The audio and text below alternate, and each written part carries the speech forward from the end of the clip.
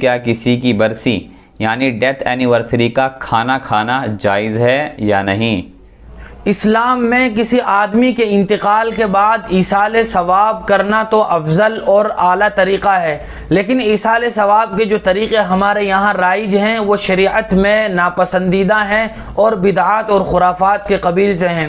मिसाल के तौर पर मय्यत के इंतकाल के बाद तिज्जा करना या 10वां और 40वां करना और गरीबों को इकट्ठा करके खाना तकसीम करना किसी मखसूस दिन को मुतय्यन करके, ये जायज़ नहीं है और ये बिदआत हैं। इसी तरह किसी मुर्दा की डेथ एनिवर्सरी मनाना, 6 माही या ये कि साल पूरा होने पर लोगों को इकट्ठा करके खाना खिलाना, ये भी जायज़ नहीं है। इसके अलावा बग़ैर किसी मुकर्ररा दिन को तय किए हुए किसी दिन भी आप गरीबों में खाना तकसीम करके इसाले सवाब कर सकते हैं, लेकिन अगर ऐसे मौके पर खाना खाया जाता है तो वो हराम तो नहीं होगा, अलबत्ता उसमें कराहत ज़रूर आएगी, चूँकि वो शरीयत की नज़र में अमल पसंदीदा नहीं है। लिहाजा ऐसे खानों के खाने से आदमी को बचना चाहिए और परहेज़ करना चाहिए।